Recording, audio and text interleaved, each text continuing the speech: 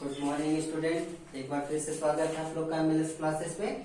आज हम लोग दो चरों वाला रैखिक समीकरण में समीकरण को हल करने की प्रतिस्थापन विधि को लेकर के आए हैं। प्रतिस्थापन, ध्यान से सुनिए, कई विधियों में से तीन विधि हैं, प्रतिस्थापन, विलोपन और वज्र गुणन विधियों में से हम प्रतिस्थापन, आज सिर्फ इस वीडियो में केवल प्रतिस्थापन विधि के सवाल को हल करना सिखाएंगे। देखिए आपकी स्क्रीन पे आप ही की प्रश्नावली 3.3 से कुछ क्वेश्चन दिए हुए हैं। इसको प्रतिस्थापन विधि द्वारा हल करना है। प्रतिस्थापन क्या है? प्रतिस्थापन विधि, इसको देखेंगे और इसके जरिए हल करेंगे। तो 5 क्वेश्चन है। हम समझाते वक्त प्रतिस्थापन विधि को समझाने का एक अच्छा तरीका समझते हैं कि हम इसी क्वेश्चन को लेके एक तो हल कर दें, एक हम हल कर देंगे और विधि भी समझा देंगे, तो बाकी के अन्य क्वेश्चन आप अपने से लगा लेंगे। आपको ये समस्या हो रही होगी कि सवाल तो सब अलग अलग है, एक सर कोई आसान सा बता देंगे, फिर हम कैसे हल करेंगे। तो ध्यान दीजिएगा, सबसे जो कठिन सवाल होगा हम वही आपको बताएंगे, जो आपके हिसाब से कठिन होगा। देखिए पहला क्वेश्चन आप हल कर लेंगे। दूसरा, भिन्न की संख्याएं हैं, आपको कठिन समझ में आ रहा है। ये क्वेश्चन भी आपको पहले जैसा है, इसमें दशमलव दिया है इसलिए आपके लिए कठिन हो गया, यहाँ पे करड़ी दिया है इसलिए कठिन हो गया। आइए पहले तो हम सभी सवालों को आपकी नजर से सस्ता कर दें, एकदम देखने से ही पहले कौन सही कठिन है कौन आसान है, पहले ये हम कर दें ताकि आप देख करके उसको कठिन और आसान सवालों का पहचान कर लीजिए ठीक से। इसके बाद तो फिर बात करते हैं।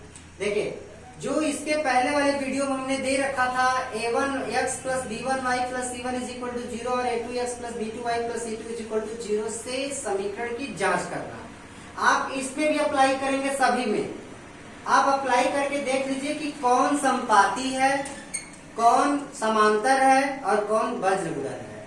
तो जो समपाती होगा उसको हल करेंगे तो बहुत ज्यादा मान प्राप्त होगा, जो समांतर होगा उसका तो कोई हल ही नहीं होगा, लेकिन यदि जो प्रतिच्छेदन रेखा होगी उसी का हल होगा। तो हम इसमें देख पा रहे हैं कि ये 3 × 9 1/3 1/3 1/3, ये तो समपाती रेखा है, इसके अनेक हल होंगे। यहाँ की बात करें तो ये प्रतिच्छेदन रेखा है, इसका हल होगा, ये प्रतिच्छेदन रेखा इसका हल होगा, ये प्रतिच्छेदन रेखा इसका हल होगा, और ये ध्यान दीजिएगा इसका जो c1/c2 0 है ना, तो इस समीकरण को हल करने पर x और y का मान 0 ही प्राप्त होगा। ध्यान से देखिएगा, यहाँ पे x और y का मान 0 ही प्राप्त होगा। ये सबसे आसान क्वेश्चन है। फिलहाल आप कमेंट में भेजेंगे तो हम बता देंगे। आज आपको प्रतिस्थापन विधि से हल करने का प्रोसेस समझाते हैं। चलिए हम दूसरा क्वेश्चन ले लेते हैं, इसका जो भिन्न की संख्या आपके लिए दिक्कत कर रही है उसी को ले लेते हैं। बाकी जो नहीं आएगा आप हमसे पूछिएगा, हम बता देंगे। चलिए दूसरा क्वेश्चन को हल करते हैं। s - t = 3 और फिर s/3 + t/2 = 6। इसको सिंपल समीकरण बना लें। कैसे? s - t = 3 समीकरण नंबर 1, और यहाँ 2s + 3t = 3 दूना का 6 और ये नीचे आ गया 6 बराबर 6। थोड़ा सा फिर इसको हल कर लें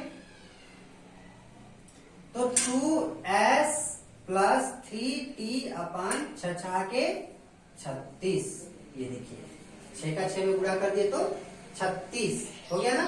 अब इन दोनों समीकरण को आप कैसे हल करेंगे? प्रतिस्थापन विधि है क्या? देखिए समीकरण नंबर 1 माने इसको समीकरण नंबर 2, ठीक है। प्रतिस्थापन का अर्थ होता है एक स्थान को दूसरे स्थान में परिवर्तित करना। जैसे s और t, ये दो राशियां हैं, एक यश है और एक t। तो यश को प्रतिस्थापित करके t में परिवर्तित कर दे, या t को ही प्रतिस्थापित करके यश में परिवर्तित कर दे, तो ये है प्रतिस्थापन प्रक्रिया। कैसे परिवर्तित करते हैं ये देखते हैं। देखिए जैसे यहाँ से यश का मान हम प्राप्त कर लें, 3 - t को पक्षांतर कर दे तो +t हो जाएगा। ध्यान दे पा रहे हैं, यश का मान 3 + t के अब बराबर हो गया। इसको समीकरण नंबर 3 नाम दे देते हैं, और इसे ये समीकरण 1 को हल कर रहे हैं ना, समीकरण 1 से हमने ये काम कर लिया। फिर इस काम को समीकरण 1 को छोड़ देंगे और कहाँ रखेंगे? इस यश को समीकरण 2 में अप्लाई कर देंगे। ध्यान दीजिएगा, यस बराबर 3 प्लस टी को समीकरण 2 में रखने पर 2 में अप्लाई कर देंगे। 2 कहाँ है, ये रहा, यहाँ यस है, यस की जगह पे क्या रखेंगे 3 प्लस टी और बाकी सब उतार लेंगे। 3t अब इज इक्वल टू 36।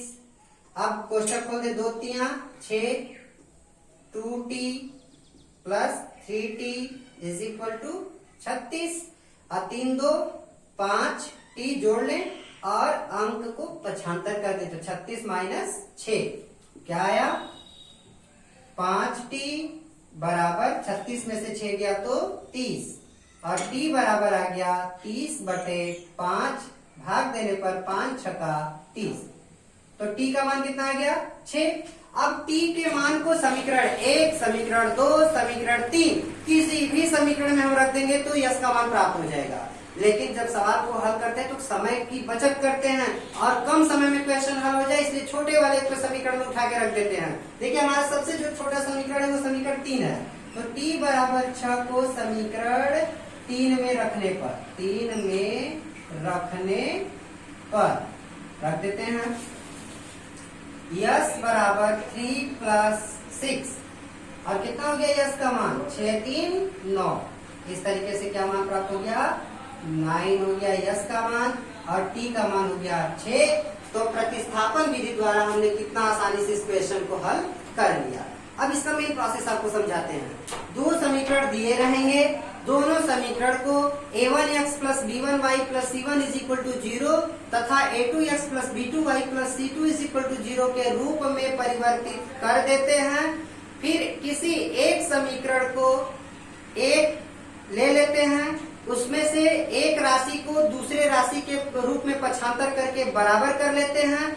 बराबर करने के बाद फिर उसे समीकरण जो दूसरा नहीं माने रहते हैं उसमें रख करके उस अवयव का मान प्राप्त करके जो जिस राशि में परिवर्तित करते हैं उस राशि का मान प्राप्त करके पुनः उसे हम समीकरण 3 में जिसको हम परिवर्तित करते हैं उसमें रख करके समीकरण को हल कर लेते हैं। वैसे किए इसको हम एक बार फिर से रिवीजन करना है। देखिए समीकरण 1 को इसको जो सिंपल करके इस रूप में कर लिए, इसके बाद एक समीकरण को लेकर के t को यस के रूप में परिवर्तित कर लिए, इसको समीकरण 3 का नाम दे दिए। इसे फिर 1 में न रख करके कहाँ रखना है 2 में रखा तो t का मान निकला, t का मान फिर इसमें रखे तो यस का मान निकल गया। इस तरीके से हम प्रतिस्थापन को एक स्थान पे दूसरे स्थान पे प्रतिस्थापित करके क्वेश्चन को हल किया। इसी तरीके से आप अन्य क्वेश्चन को भी हल कर सकते हैं, बहुत ही आसान है, हल कर लेना इसको। तो हम समझते हैं कि प्रतिस्थापन विधि आपको बहुत अच्छी तरीके से समझ में आ गया। ये 3 विधियों जो हैं समीकरण को हल करने की, प्रतिस्थापन, वज्र और विलोपन, आगे की विलोपन और वज्र गुणन बारी बारी से 2 वीडियो के अंतर्गत हम भेजेंगे और इन तीनों में से क्वेश्चन बोर्ड एग्जाम में हर वर्ष पूछे जाते हैं और पूछे जाएंगे। इसीलिए हम एक क्वेश्चन को बता के बाकी पुनः आप सब लोग स्वयं से अभ्यास करें, इसलिए हमने इनको साथ में लिख करके छोड़ दिया है। आप लगाएं, यदि आपको नहीं समझ में आता है तो हमारे कमेंट बॉक्स में उसको भेजें, हम आपको पुनः दूसरे क्वेश्चन को लेकर समझाने का प्रयास करेंगे, आपको समझाएंगे ताकि आपका बोर्ड परीक्षा में किसी भी प्रकार की त्रुटि न हो। और फिर आगे मिलेंगे हम विलोपन विधि।